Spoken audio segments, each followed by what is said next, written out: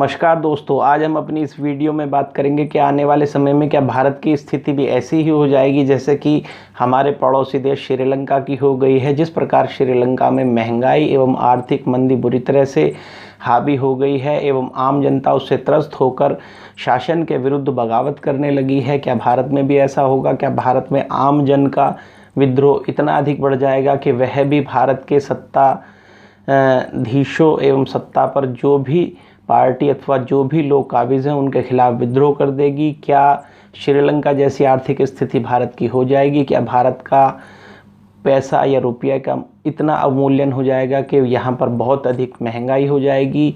क्या भारत की स्थिति में ऐसी ही स्थिति जैसा कि श्रीलंका में हो गई है फॉरेक्स रिजर्व की हो जाएगी? या भारत में आने वाले बहुत सारे क्राइसिस जिन कारण से महंगाई एवं मंदी हो सकती है, क्या वह इतनी अधिक हो जाएगी कि भारत की स्थिति बिगड़ जाएगी? महंगाई एवं आर्थिक मंदी जहां अलग अलग पक्ष हैं, वहीं हमने आर्थिक मंदी या रिसेशन को लेकर अपनी एक वीडियो बनाई हुई है, आप उसे भी देखें, आपको अच्छा लगेगा। हम अपनी इस वीडियो में बात करते हैं कि क्या भारत की स्थिति आने वाले समय में श्रीलंका जैसी हो जाएगी या नहीं। इसमें हम ज्योतिष आधार पर ही यहाँ पर विवेचन करेंगे। तो भारत की स्थिति में अगर भारत की हम कुंडली बनाएं तो इंडिया नाम से भारत की कुंडली टॉरस साइन से बनती है एवं एसेंडेंट में टॉरस साइन रखने के उपरांत जो सेकंड हाउस में उसमें जेमिनी साइन, जबकि 12th हाउस में एरिस साइन बैठता है।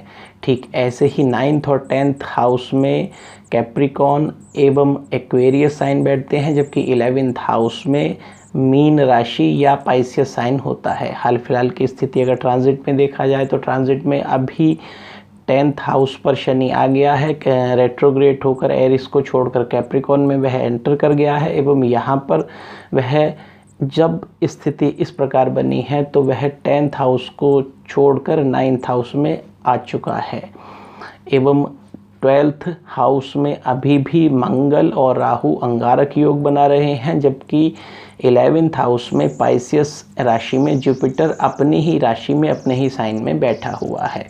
तो आने वाले समय में जहां एक बार राहु के कारण 12th हाउस पर महंगाई बढ़ेगी, इसी बीच में मैं आपको एक और बात बताऊं कि किसी भी व्यक्ति की इनकम अगर सेविंग के रूप में देखनी है कि उसकी सेविंग कितनी है तो सेकंड हाउस से देखा जाता है। उसका एक्सपेंडिचर या व्यय कितना है यह 12th हाउस से देखा जाता है। किसी व्यक्ति की इनकम कितनी है, आय कितनी है, यह 11th हाउस से देखा जाता है। जबकि किसी भी व्यक्ति की टोटल संसाधन की वैल्यू एवं उसकी स्वयं की कीमत कितनी है, उसका स्टेटस कितना है, कि स्टेटस कैसा है, इन सब बातों को 10th हाउस से देखा जाता है। तो भारत के परिप्रेक्ष्य में अगर इंडिया नाम से देखा जाए तो यहाँ पर चूँकि 12th हाउस पर राहु चल रहा है तो निश्चित रूप से महंगाई बहुत अधिक बढ़ रही है एवं आगे भी आने वाले समय में महंगाई निश्चित रूप से बढ़ेगी। परंतु यहाँ पर 9th और 10th हाउस जो किसी भी व्यक्ति के लिए उसकी कुंडली में राजयोग कारक होते हैं एवं जब वह लग्न के आधार पर 9th और 10th हाउस का कॉम्बिनेशन बनता है तो किसी भी राज्य एवं किसी देश एवं किसी हर प्रकार के स्टेटसफुल व्यक्ति के लिए वह स्थिति कितनी अच्छी होती है, यह इस बात पर निर्भर करता है कि 9th और 10th हाउस का लॉर्ड कैसी स्थिति एवं कैसा कॉम्बिनेशन बना रहा है। 9th हाउस जहाँ पर त्रिकोण की भूमिका में होता है, वहीं 10th हाउस यहाँ पर सेंटर में होता है, अर्थात सेंटर है, 4 सेंटर हैं, 3 त्रिकोण है किसी भी व्यक्ति की कुंडली में। ठीक ऐसे ही यहाँ पर टॉरस साइन जब हम इंडिया के रूप में, इंडिया के नाम से मानते हैं तो 9th हाउस में उसी का लॉर्ड यानी कैप्रिकॉन में शनि जो उसी की राशि है उसमें अभी रेट्रोग्रेड होकर बैठा हुआ है, जबकि 10th हाउस का यह लॉर्ड है जो 9th हाउस में आकर बैठ गया है। तो 10th हाउस का लॉर्ड जब 9th हाउस में बैठता है तो यह बहुत अच्छी स्थिति होती है। ठीक ऐसे ही 9th हाउस का लॉर्ड जब 10th हाउस में या 9th एवं 10th दोनों के लॉर्ड 9th हाउस में या 9th एवं 10th के दोनों के ही लॉर्ड 10th हाउस में होते हैं तो यह विशेष प्रभावकारी स्थिति होती है एवं उस स्थिति में कोई भी व्यक्ति एवं राज्य तरक्की ही तरक्की करता है। तो आने वाले समय में जो ट्रांजिट की स्थिति है उसमें जहां एक और राहु के कारण महंगाई बढ़ रही है, वहीं जुपिटर के कारण निश्चित रूप से इनकम भी बढ़ेगी। ठीक ऐसे ही 10th और 9th का लॉर्ड जो शनि है यह रूल ऑफ ट्रिनिटी के आधार पर टॉरस साइन को निश्चित रूप से ताकत देगा एवं इस आधार पर आने वाले समय में भारत में श्रीलंका जैसी स्थिति होगी। इस बात के लिए संशय ही कहा जा सकता है, क्योंकि किसी भी व्यक्ति की इनकम से जब खर्चा अधिक होता है तो उस व्यक्ति को निश्चित रूप से ह्रास या हानि होती है। परंतु अगर कोई भी व्यक्ति अपने संसाधन, अपनी इंटेलिजेंसी, अपनी विद्या, अपने क्षेत्र एवं अपनी कार्य कला एवं कुशलता को बढ़ा लेता है तो उसकी कीमत समाज में निश्चित रूप से बढ़ जाती है। ठीक ऐसे ही अगर इंडिया में विशेष संसाधनों के आधार पर इंडिया को नापा जाए तो आने वाले समय में भारत को निश्चित रूप से लाभ होगा। जहां देखा जाए कि भारत चौथे स्थान पर लौह अयस्क का निर्यातक देश है, वहीं पर इस ही लौह अयस्क का कारक या पोर्टफोलियो सेटन हुआ करता है जो 9th हाउस में पड़ा हुआ है। एक और बात है कि भारत के साउथ एवं वेस्ट तथा थोड़े से एरिया साउथ ईस्ट तथा थोड़ा सा एरिया साउथ वेस्ट का जो हिस्सा है भारत के, उसी भूभाग पर ही आयरन ओर या मैक्सिमम इस्पात या लोहा एवं स्टील के वही प्रोडक्ट बनाए जाते हैं, पाए जाते हैं, जिनका स्थान भारत का स्थान जिनको लेकर वर्ल्ड में चौथा या 4th होता है। तो यहाँ पर यह हमने आयरन का इसलिए जिक्र करा क्योंकि शनि यहाँ पर आयरन का भी कारक है और यहाँ पर यह टॉरस साइन के लिए राजयोग कारक भी है।